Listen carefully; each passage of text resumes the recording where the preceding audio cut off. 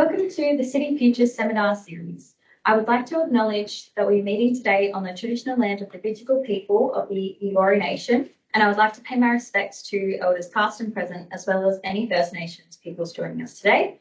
If you are joining online, please mute your microphone and turn off your camera during the presentation.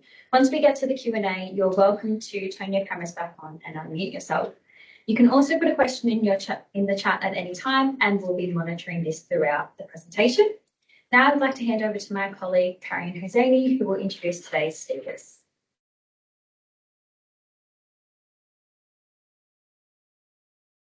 Thanks, Georgia. It's my great pleasure to introduce Dr. Nadia Ayed and Dr. Andrew Clarke.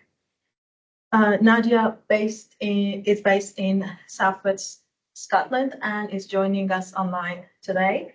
She's a research associate at the Institute for Social Policy, Housing and Equalities Research at Harriet-White University.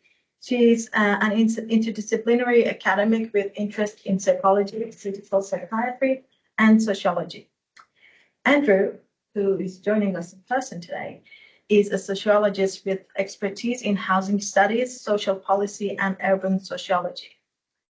He's the Australasian editor of Housing Studies and a fellow with the City Futures Research Centre and the Australian Basic Lab Income.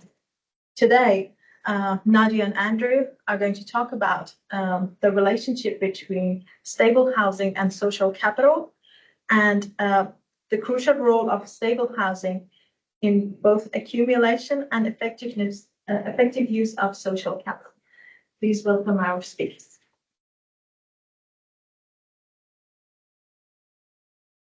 Thank you very much, Parian.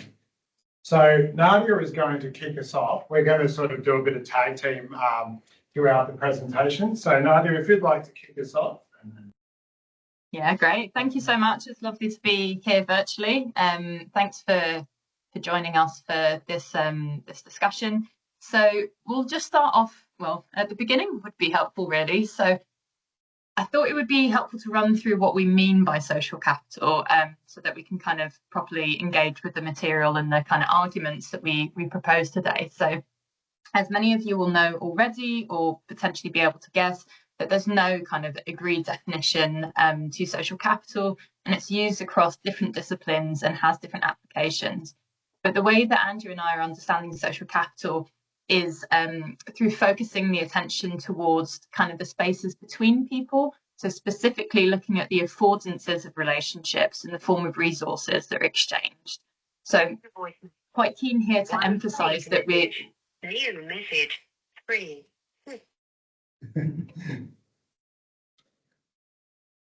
Background noise, that's fine. So I was just saying that we're quite keen to emphasize that social capital is sort of keen to move beyond just the mere existence of relationships and access to services, and to emphasize the resources and the support that those relationships or those networks or communities embody and what they can afford. I know that Andrew, you're going to this in a second in much more detail, but in terms of why social capital might be relevant to the topic of homelessness, helpful to think about this across the kind of different housing or homelessness pathways. So when we look at kind of entrances into homelessness, we know that focusing on social capital can help us identify groups that are comparatively at higher risk. So we know that breakdown in relationships can be a risky period for people.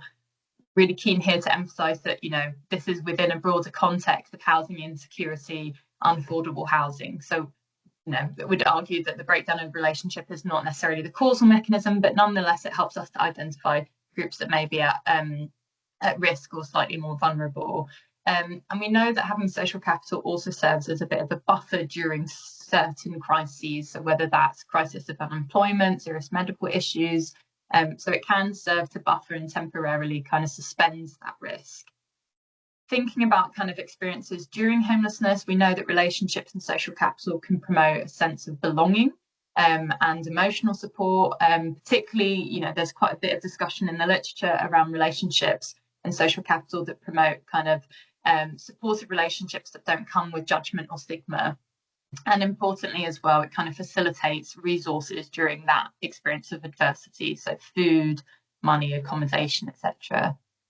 And then lastly, if we think about the kind of other ends of that pathway, so when people are out of an experience of homelessness and they're looking at homemaking, so contact with friends and family, having resources then has been evidenced to be related to greater housing satisfaction, and at times greater tenure, so being able to sustain or be, wanting to sustain accommodation for longer. For those of you who are familiar with the literature, you'll probably know this already, but just for context, there's quite a bit of discussion around the kind of dark side of social capital, so the ways in which tapping into that can be a bit complicated or problematic. But I think what we're keen to do here is elucidate a bit of a conceptual framing in terms of how stable housing relates to social capital, both its development and utilisation. Next slide, please, Andrew, which I think is actually maybe your slide, so I'll hand over to you. I'll take over now. Thank you, Nadia. So just a quick summary of what our argument or contention in the paper is going to be.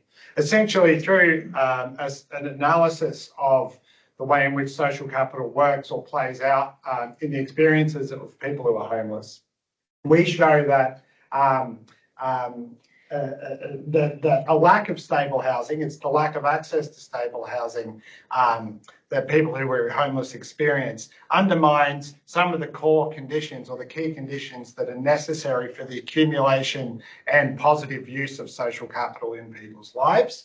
I'll lay out those conditions in a moment when I talk about the conceptual framework. But essentially what we do is we use this argument, the findings from this argument, to argue that stable housing is actually a precondition for the utilisation of social capital in a way that ameliorates rather than exacerbates people's vulnerability. So you sort of need to have access to housing for social capital to be a useful or good thing for you. Nadia has already covered off quite a bit of the literature, but let me just quickly go over this to sort of really situate where our argument's coming from.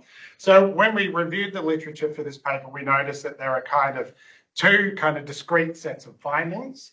There is a good range of literature that shows that social capital it kind of mediates people's risk of homelessness. So social capital, having social networks that you can rely on in a housing or financial crisis, family breakdown or something like that, is a protective factor against homelessness. And at the same time, a depletion of social capital, so not having those relationships that you can rely on, is a major risk factor, right? So when people are in housing at risk of homelessness, social capital can be really important. However, if you look at the literature on people's relationships and use of social capital when they are experiencing homelessness, there's quite a different picture. Social capital here is sometimes described as a kind of double-edged sword, and it has a dark side. There's these kind of metaphors fly around. And it's double-edged in the sense that people use relationships, typically with others who are experiencing homelessness, but also, other people, volunteers, services and stuff like that, to meet immediate survival needs. So to access, food, temporary shelter, sometimes access to small amounts of money and stuff like that. So it's a resource that people draw on to maintain themselves while they're experiencing homelessness. However, it has all of these kind of, negative consequences that come with using or drawing on these relationships when you're experiencing homelessness. These include that relying on other people for access to resources or support when you're experiencing homelessness creates power imbalances, and there's lots of literature that shows that this exposes people to exploitation and abuse. So we have people being financially exploited, sexually exploited, exploited in a kind of in terms of their labour, being required to do things for other people. For example, if you're doubling up with someone staying in someone else's home, couch surfing, you may be required to do all these, extra chores or stuff like that. So there's literature showing that it exposes people to exploitation, and there's also literature showing that relying on on social capital when you're homeless actually erodes the relationships that you're relying on, causing the social capital itself to erode and eventually deplete. Again, people who are couch surfing or doubling up is a good example here. So it often, you're in other people's homes, tight quarters, that kind of thing. We'll show some examples of this later on, but it tends to erode those relationships and often they break down. So there's a bit of a kind of, there's two kind of paths in the literature showing quite different things depending on whether or not people are in housing. But despite this, we couldn't see any examples of researchers sort of trying to connect these two literatures or trying to explain what's going on here or dig into the processes that are at play. And in particular, we noticed there's a lack of consideration of the role of stable housing or the lack of stable housing in helping us make sense of this. And so this is sort of what we tried to do with this paper. Let me say a little bit about the conceptual framework that we used here. And we more or less trawled through the literature on social capital and relevant literature in housing studies to try and bring together a set of conceptual resources that will help us make sense of the relationship or the connection between housing and social capital. And using that literature, we developed a framework that we then further developed through the empirical work that Nadia is going to talk about in a moment. But the framework really through that framework and through our review of the literature, we identified three key conditions of the creation and use of social capital that were impacted upon or shaped by people's housing circumstances or their access to housing. And I'll just outline those really briefly now because through the empirical work that we'll talk about in a moment, we'll sort of tease out what this means in real people's lives. But the first one, the first condition of social capital that we identified is reciprocity. So social relationships, and particularly social relationships that are useful, that you can rely on to access resources or support, require reciprocity. So that's the ability to engage in a mutual exchange or investment of time and resources, and as we'll show some other things as well. It requires recognition, so the ability to see one another or be seen as of equal status, or as the person or the people that you are building these relationships with. In some cases, it means recognition of being deserving of support, right? So if you're relying on social capital because you're in trouble for some reason, then being recognised as someone who is deserving of support is really important. And we also, I picked up this point about a relatability of experiences. So you kind of need to be seen not as a kind of other who is unrelatable, and this sort of feeds through the other things, but rather someone who the people you are building networks with can identify with. And the final condition that we identified for the development and use of social capital was autonomy, right? And here we're referring to control over the formation and reliance on relationships. And we found that people's access, we sort of speculated based on the literature, including some of the research on the meaning of home and the affordances of home done by Hazel and others. Really, from that literature, we identify autonomy in relationships, or having some sort of control or choice over when and how you develop or use relationships is really important for social capital and something that's impacted by your housing circumstances. So I think we are back over to you now, Nadia, for to introduce the research. Great, thanks very much, Andrew. So I'm just going to give you a little bit of context to the actual empirical work that was done, and then run you through the themes and have a discussion around that. So the empirical work comprises 30 interviews, semi-structured interviews with adults, so everyone was over 18, who were at the time of the interview experiencing homelessness or housing insecurity. These people were kind of selected from a larger sample of 102 participants who took part in a quantitative survey. They were selected for kind of diversity in terms of their social demographic makeup, but also in terms of who kind of felt comfortable having a longer discussion over the phone. The interviews were actually conducted back in COVID. I was saying just before the seminar started, I somehow managed to time my PhD fieldwork almost perfectly with the first national lockdown. So everything for COVID was done over the phone. So done in July to December 2020. And just to let you know, all the kind of names that will be presented today are all pseudonyms, and many of which were chosen by the participants themselves. Next slide, please, Andrew. Great. So just for some context in terms of the sample, there was a relatively even split according to gender, if that's understood in binary terms. So we had 16 men, 14 women. The mean age was 44, but the youngest participant was 23 and the oldest was 69, so there was quite a bit of a range there.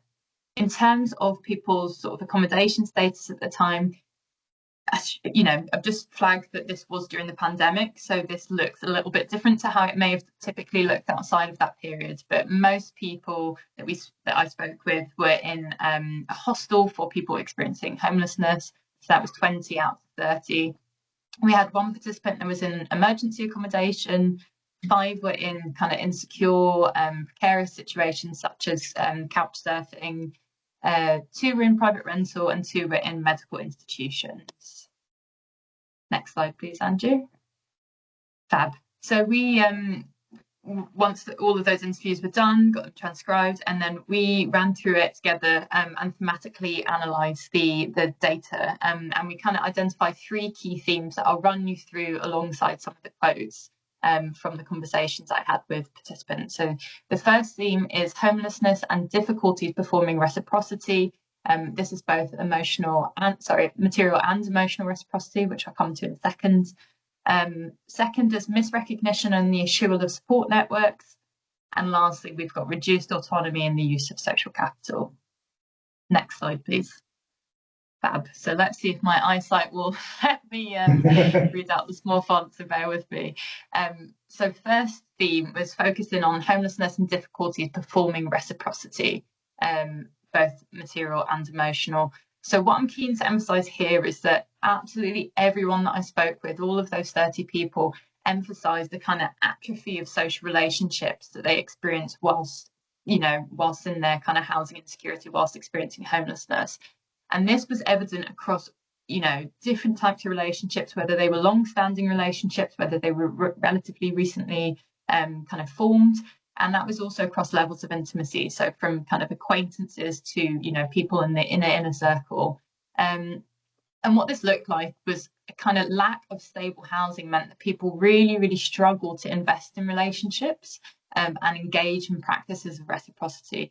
And a key thing to remember here is that this was despite the fact that so many people really wanted to engage in reciprocity. It formed such a kind of core part of people's identity. But due to their housing insecurity and their homelessness, they were actually unable or really, really hindered in their ability to kind of engage in reciprocity. And this created the dynamic when people felt, not only felt, but were actually, in fact, reliant on others to alleviate their survival needs, but they ultimately couldn't return the favour because of their situation. And this created a kind of cycle of depletion of resources. So, being in a position where you have to rely on others to meet ends meet, but also not being able to reciprocate. So you're kind of in the cycle of depletion.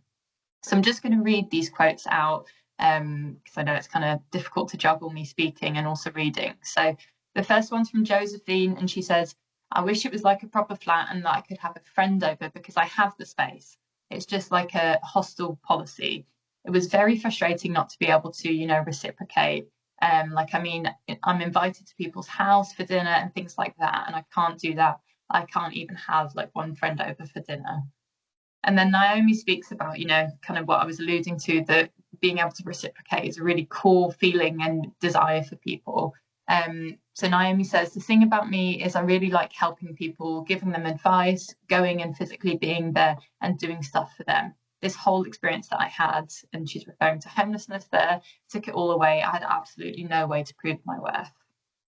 Next slide, please, Andrew. Great. And what both of us are keen to emphasize here, that it's not only the lack of material reciprocity, but also the kind of emotional and symbolic reciprocity. So Amy speaks to that here in her quote, which I'll read out just now. So some of the friendships can be maintained without any physical person-to-person contact, but others do really require constant monitoring, update, renewing, and that's impossible. I can't drive. I don't have any real means of traveling to them. So a lot of those relationships have waned through a lack of contact. When you don't feel that you're in your own place, that does result in a sense of isolation and loneliness, you will turn inwards and won't necessarily seek out contact. So Amy's kind of illustrating here the ways in which, her inability to materially invest, we were talking about being able to actually purchase a bus ticket or being able to drive, to see friends, actually is wrapped up in kind of showing up for friends, being able to invest emotionally in them and symbolically, and the ways in which, all of that, that complex matrix basically undermines relationships and social capital for people experiencing homelessness. Next slide, please, Andrew. Perfect. And what we're keen to emphasize here as well, just to build on the points that I've mentioned, is that this kind of chasm is exacerbated partly due to a kind of belief, but also perhaps, a reality that there's a divergence in life trajectories, that, an experience of homelessness almost influences the stock of relatable experiences. And we can see this in kind of two ways with both of these quotes. So one is in the sense of the way that Ashley talks about it, the way that he feels towards friends and his reservations and sharing and not feeling like he has a kind of relatable stock of experiences. And also in the way that Christian talks about the way that people actually end up buffering him because they're worried about, being too honest with him, because there's a kind of chasm between their two worlds, social worlds, but also kind of day-to-day worlds. So Ashley mentions your friendships relies on a particular dynamic. Sometimes you have friends who you want to be successful with or whatever, or just celebrate with. It can be hard sometimes to acknowledge that you're going through a really tough situation. So Ashley and I actually talked about this at quite a lot of depth, the ways in which he just felt, due to his, he was staying in a hostel, he just felt that he couldn't be honest with friends about that because it's just so far from what his friends were experiencing. Which comes back to this point around being able to materially but also emotionally invest in relationships. And Christian says they, and he's referring to friends there, felt guilty that their lives were going fine and mine wasn't. I get friends saying, oh, I feel so guilty sharing these Christmas photos or, holiday snaps while you're going through all of that. And the truth is, I love them. People shouldn't be ashamed of sharing them. So again, Christian's emphasizing the ways in which people buffer, albeit well-intentioned perhaps, but how that kind of creates a bit of a chasm. As Andrew said earlier, it's almost an othering, that because of the housing situation, someone's already in this kind of category of other, which means that they're unrelatable. Next slide, please, Andrew. Great. So the second theme is around misrecognition and the issue of support networks. And we kind of lean on quite heavily Nancy Fraser's work around recognition. And as Andrew's already introduced, it's the ability to be seen and to be seen in a kind of holistic way, and also to be treated as an equal social actor. So,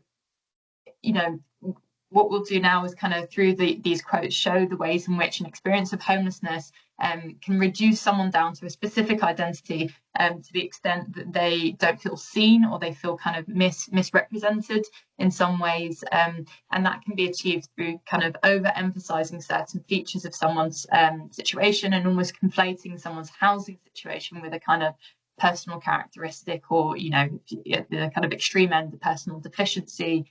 We see this all the time around the kind of moralization or individualization of homelessness. So Christian talks about this in the context of accessing support through charities in the way in which he feels infantilized in that process and therefore misrecognized. So Christian says, throughout all the charities, even the good ones, you end up being treated like a child and generally a naughty child. I don't think it's a conscious thing at first, but it just happens that you're just helpless little children and treated as such. It becomes a codependent dependence on the charities that can be taken away as a punishment, and you wind up back on the streets. So here it's kind of being reduced down to almost infant-like state due to the requirement of support due to someone's housing adversity and insecurity. I am keen, however, when you're doing qualitative analysis, sometimes you're slightly tempted to smooth the edges more so than perhaps they are. So keen to bring in a bit of complexity here in the sense that not everyone felt misrecognised. The majority definitely spoke to that, but there were examples of participants who actually felt really seen and felt that they were able to participate as kind of equal social actors in certain situations. So that's why we've added Sophie's quote here. So she says, "The people I've got around me are people I know I can trust. They hear what I'm saying. I know I can pick up the phone to any of them and I can say anything and I'm not going to feel judged. So here, Sophie's feeling quite emotionally contained and recognised by those people that she's speaking about. Next slide, please, Andrew. Thank you. So, yes, what was interesting is that, you know, people spoke to the kind of fear of misrecognition, but also the ways in which that misrecognition almost led to kind of preemptive avoidance of relationships, which further kind of eroded them. So it was a fear of being misrecognised, so much so that people almost didn't want to engage or didn't kind of bother to engage because they kind of knew how they'd be received. And as I mentioned in the previous slide, this speaks to kind of an ongoing debate in homelessness literature around the individualisation of homelessness and the ways in which perhaps a more individual understanding of homelessness is emphasised over a structural understanding. So Roisin speaks about that in the sense of taking herself off and actually staying in someone's shed because she felt just so unwilling to be misrecognised to that extent. So she says, oh, well, homelessness was hard. I mean, it's everything you imagine. It's horrible. You feel like shit. Excuse me for my language. It's early and it's only 7:30 in the UK. It feels a bit dramatic. So you feel like shit. You feel like a burden. You feel terrible. I ended up in someone's shed rather to do that than actually be in someone's house.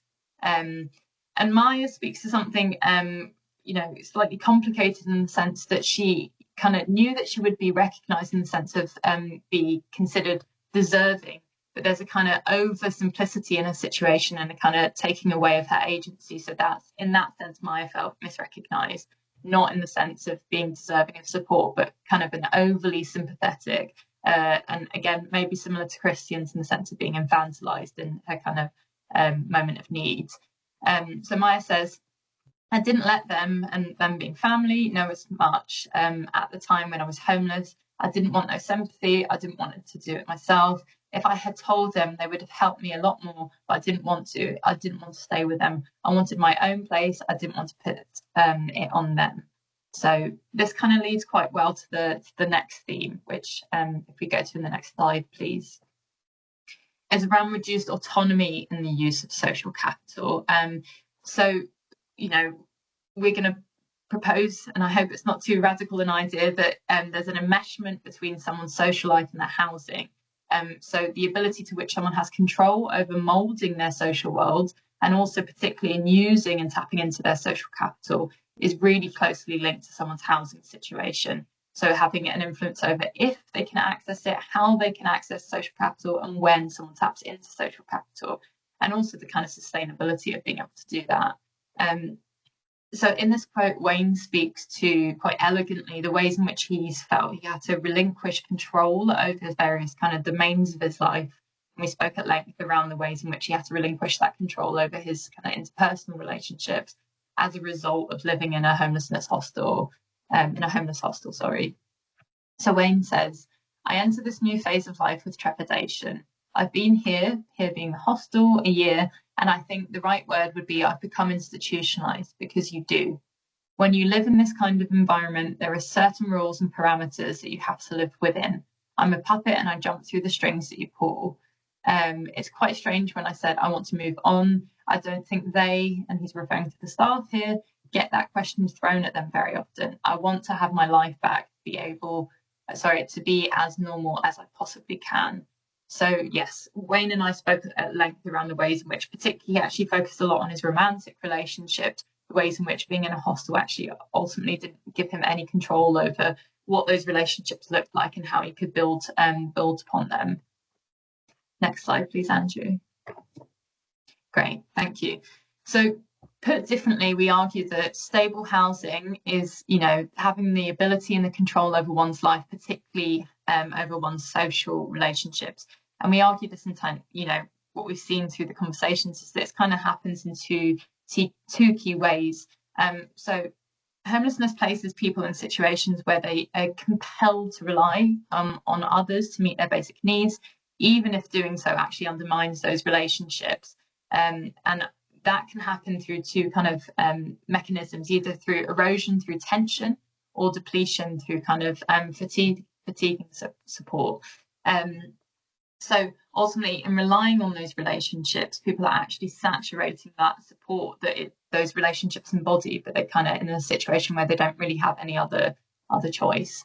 And we argue that this contributes to a cycle of hyper-vulnerabilization. So Joe's quote kind of speaks to that. So I'll just read that out. People have a bit of a thing, they don't want to be around the wounded animal too much. I think if I had my own home, it would help me. There's a limit to how much people will let you crash on their sofa. You're not really on your top game when you're a guest because it's a stressful situation for them. I'm this sort of tragic lost soul. So Joe spoke at length around the ways in which, doubling up or sofa surfing led to tensions between the people that he was staying with, but also a kind of sense that the support that those relationships embody is finite, and the longer you stay there, the more you deplete it. Amy also talks that, which is the kind of second point that I'll come to, that a lack of stable housing really limits your control over your living environment, therefore limits the control that you have over your social relationships and therefore your social capital. So Amy says and she's referring to homelessness again here, it puts a strain on your relationship. You're entering into somebody else's lifestyle and it may not match your own. You're limited. I was on the sofa in the living room, didn't have any space, any independence, any real autonomy, but I'm being well fed and I'm being taken care of. I'm not wanting for anything beyond autonomy and independence. So just to reiterate here, those kind of two mechanisms that homelessness places people in situations where they're actually, relying on resources that are embodied in those by those social relationships, but that gets depleted due to tension or fatigue, but also in the sense that that housing insecurity means people have limited control over their living environment and therefore their social relationships. There's actually just a quote that's not on the screen that I also think speaks to that. Also by Joe. So he says, well, homelessness certainly killed a few friendships, really. I burned them out. So much charity and goodwill was just burned out. Kind of speaks to that first point in particular. Next slide, please, Andrew, which I think actually might be your slide. So I'll hand back over to you now. Thank you, Nadia. So I'll just briefly wrap up and try and bring this all together and talk about a few implications that we draw out in the paper. So as you've seen through Nadia's account of the findings of the qualitative research, that we found that a lack of stable housing really impacts people's social capital in these three ways, right? That it undermines people's capacity to practice reciprocity in their relationships. And as I think Nadia teased out really nicely, we can see that social relationships, and we drew this out in the literature, in the theoretical literature as well, social relationships really require a mutual investment of the parties involved. And that investment is it's not like a kind of cynical exchange of material resources or something like that, but also it's like emotional and symbolic investment, like sharing experiences. I think the Christmas photos one was really good. The inability, because of your life is so different when you're homeless than those that you're relating to, the inability to share those experiences is also undermines those relationships, right? You're not able to invest through those kind of symbolic exchanges. And this is linked to people's housing circumstances, right? Because of the experiences they have are fundamentally different depending on whether they are stably housed or not. The second point that, again, I think Nadia teased out really well was about the way in which experiencing homelessness puts one at risk of, or being in fear of being at risk of, being misrecognised by others. So, I mean, I think it's well known that homelessness is a fairly stigmatised identity. It's degrading, and it comes with a certain degree of shame, quite a lot of shame, and that those forms of misrecognition can really undermine relationships, but also disincentivize people to go to their relationships for support, right? And I think that came out through quite strongly in the qualitative findings. And finally, the third point, which again Nadia has just teased out really nicely, is that being homeless and having a lack of stable housing strips away people's autonomy. Right? It's one of the things we know about home and the benefits and the meaning of home is that it's a foundation for autonomy and self-expression, and a lack of home. Being homeless is a kind of involves the stripping away of that. And that's really important for social capital for the reasons that Nadia teased out, which is that it forces people to rely on, and in some cases puts strain on relationships when they would probably choose not to. That also helps us understand why you have all this stuff in the literature about people being exposed to exploitation and abuse. It's because they're forced to rely on, because of their lack of autonomy, because of homelessness, forced to rely on relationships that expose them to those things. And also live in situations where they don't have autonomy or control over who they interact with. So I think that we reiterate those points enough for you now. I think just to draw it to a conclusion, I think one of the key kind of implications of our research for maybe more a practical or policy-oriented research is that they underscore in yet another way the importance of housing-led responses to homelessness. So sometimes I think there is a tendency or I guess a tendency, and Nadia, I know you've seen this experiences, particularly in the UK, a tendency amongst policymakers to maybe think about repairing relationships as a way of addressing homelessness as a kind of first step. And I think our research really cautions against that. It's like, yes, relationships are really important. There's lots of research that say they're a protective factor against the risk of homelessness. And once people are housed, then they're an important vehicle for reintegration with the community. However, when you're homeless, you can't actually maintain and utilise those relationships in a sort of productive way that is implied by the term social capital. And in fact, we need to address people's housing deprivation as a kind of precondition for enabling them to build and take advantage of their social relationships. So we'll leave it there. Thank you very much for listening, and we're keen to hear your questions or comments.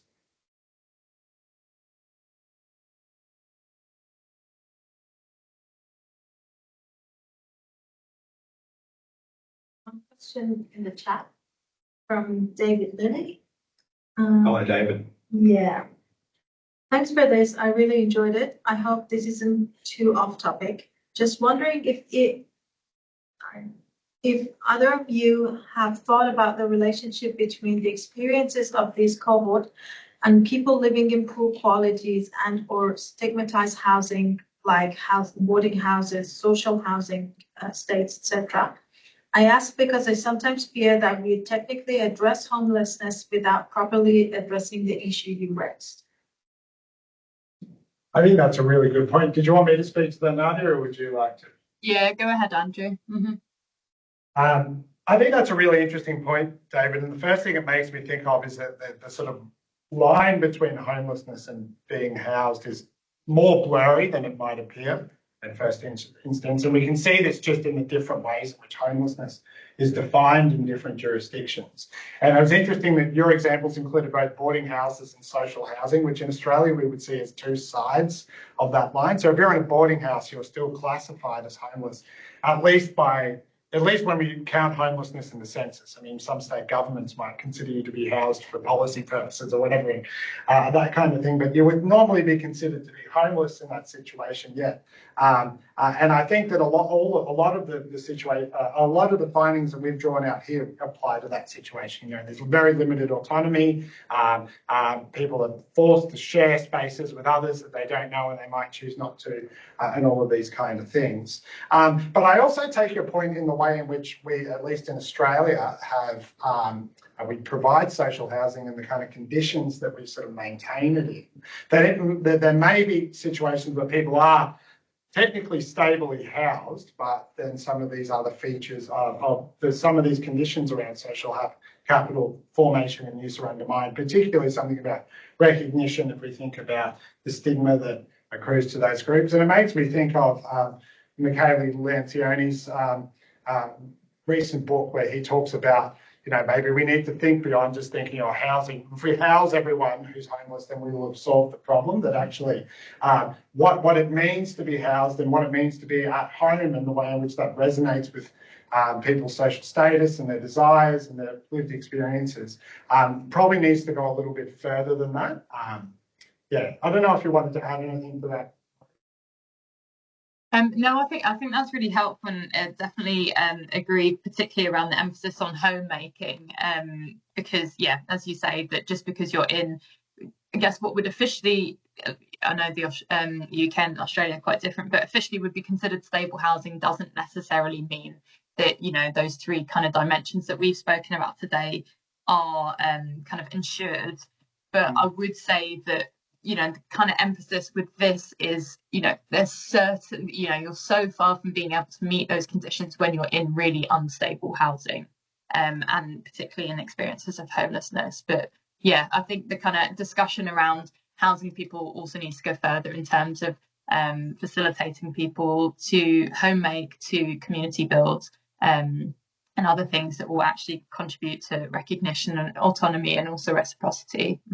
It's a great question. We should also say really quickly as well that there is a lot of research showing that social housing does improve people's autonomy and lives more generally. So even though we recognise limitations, I don't want to make, you know, contribute to the stigma of people living in that sector. Do we have any other questions? Yes, Hazel. Kind of a comment. I really enjoyed the paper, and I really like the way that you've got the three parts. And I was interested looking at the quotes, actually, that there seems to be a lot of bleeding between the three as well, which is quite interesting. Yeah, so they blur quite. It was quite hard to structure the paper because of that, actually, because of the interrelatedness of the three things. Yeah. So my thoughts kind of half formed, but it comes a little bit off the back of David's question, which speaks to stigma, and a couple of other comments you've made, which is, I think there's an identity piece in here too. So you speak to, obviously, in the misrecognition one, but there's the identity as an individual, which relates in part to control, and there's the identity as a member of a social group, which in part relates to social relations, and then there's the misrecognition of identity, and then there's the stigma. And I'm wondering whether, I mean, it's probably a whole nother paper, but I'm wondering whether there's a argument to be made around the role of housing in identity, and more broadly, and then how this fits within that, in terms of how being homeless impacts on your identity and therefore. Yeah, I think so. I mean, Nadia, do you want to go first, and I just rambled on heaps for the last one? Yeah, of course. That's a great question. Thank you, and I'm glad to hear that you also thought that, because it's definitely discussions that Andrew and I had for quite a while in terms of there's such a kind of undercurrent of identity, and I'm a psychologist by background, so always, you know, I kind of came into homelessness literature partly through the work on identity and stigma. So yeah, totally echoed that's kind of a key theme here. I guess the kind of what we were partly trying to do with the paper is looking at social capital in the sense of the affordance of relationships, because there's quite a bit of literature, rightly so, on identity and the roles of in-group, out-group, individual, you know, all the different types of identity formation and the kind of interconnectedness between that. I think in the context of homelessness, kind of focusing on the kind of movability of that. So what does identity enable, and what do those kind of social relationships enable? So I think they can sit, you know, they don't have to be mutually exclusive, and I think you can look at this work through an identity lens, but also look at, you know, how do the different identities actually enable people to engage in relationships and benefit from those resources that we would consider social capital.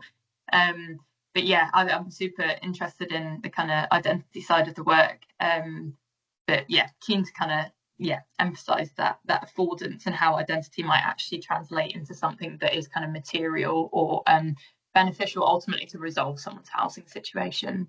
But I'm not sure if you had something to add to that, Andrew. I mean, I think like the recognition as a concept, as you've alluded to, kind of encompasses identity, and it's sort of a bit broader and allows you to move beyond sort of people's self-understandings or the categorizations imposed on them. I mean, and I also think you drew out really nicely in your first comments there about the interrelatedness with one of these things and the difficulty of teasing them out, because recognition is something that is exchanged in reciprocal relationships, and that's a foundation for building identity, right? You know, we'll go back to this Hegelian understanding of recognition and self and stuff like that. So they're very difficult to tease apart, but I think that's maybe why we ended up more with recognition and didn't zoom in on that. But yeah, I think now is picked up on, you know, the nice ways that that could be expressed as well. Thank you.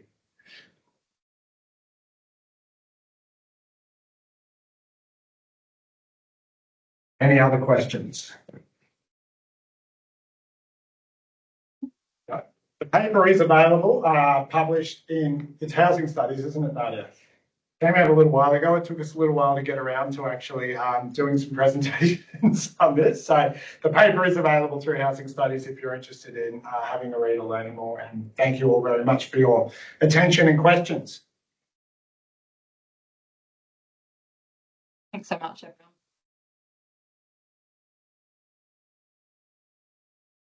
Thank you, Nadia and Andrew, for your time today. And thank you to all of us for joining us as well. Just a reminder that our next seminar will be held on Thursday, the 14th of August from 1:30 p.m. to 2:30 p.m, where we'll hear from Dr. Chris Martin, Leo Patterson-Ross, Thomas Shellu, and Jacqueline Phillips. This seminar will be online only, though. Thank you so much for your time, and I hope you all have a great afternoon. Meeting adjourned. Thank you.